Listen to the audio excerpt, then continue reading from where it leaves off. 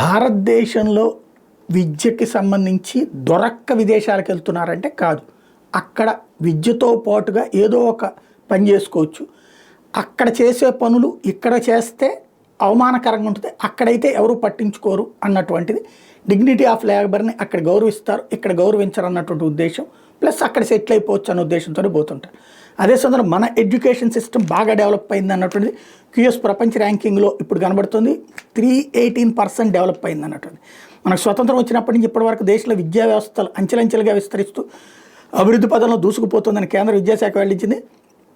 ముఖ్యంగా గత 10 ఏళ్ల ఎన్డీఏ హయాంలో విద్యకు ఎంతో ప్రాధాన్యత ఇవ్వడం వల్ల గ్రామస్థాయి నుంచి దేశ రాజధాని వరకు ఈ పురోగతి సాధ్యమైనట్టు తెలిపింది.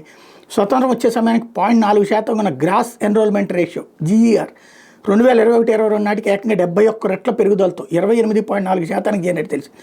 ఇక క్యూఎస్ క్వాక్వారెల్లి సైమండ్స్ వరల్డ్ ర్యాంకింగ్స్తో దీన్ని పోల్చుకుంటే భారత విద్యా వ్యవస్థ 318% పెరుగుదల నమోదు చేసింది. ఇది G20 దేశాల్లోని అత్యధిక వృద్ధి పురోగతిని కేంద్ర విద్యాశాఖ చెప్పింది. దేశవ్యాప్తంగా విశ్వవిద్యాలయాల నాణ్యమైన విద్యను విస్తరించడం, అందించడంపై నీతి ఆయోగ్ ఫిబ్రవరి 10న ఓ నివేదిక విడుదల చేసి ఇందులో స్టేట్ పబ్లిక్ యూనివర్సిటీలు 3.25 కోట్ల మంది విద్యార్థులకు సేవలు అందిస్తున్నట్టు పేర్కొంది. 2035 నాటికి ఈ సంఖ్యను రెట్టింపు చేసే లక్ష్యంతో నూతన విద్యా విధానం ద్వారా విద్యార్థులకు నాణ్యమైన విద్యను అందిస్తున్నట్టు వివరించింది.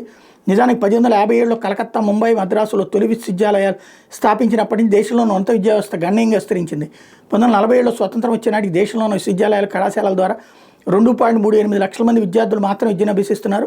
అప్పట్లో విశ్వవిద్యాలయాలు విద్యార్థుల హాజరు నమోదు కేవలం 14% ఉండడంతో ఆ రోజుల్లో విద్యా వ్యవస్థ ఆందోళనకరంగా ఉండేది. నాటి నుంచి నేటి వరకు ప్రభుత్వాల చర్యల కారణంగా విద్యారంగం చెప్పుకోదగ్గ స్థాయిలో పురోగతి సాధించి దీంతో ప్రస్తుత విద్యార్థుల హాజరు నమోదు 81% పెరిగినట్టు నీతి ఆయోగ్ నివేదిక వెల్లడించింది.